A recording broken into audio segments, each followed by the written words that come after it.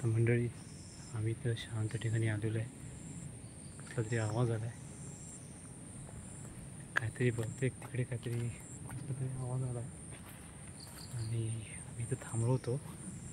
बाबाची वाडी थांबा तुम्हाला होतं. बाबाची वाडी हा रस्ता आहे, इथून एक छोटा रस्ता आहे, वाट आहे. यात कसला तरी आवाज आला आहे. चला निघूयात.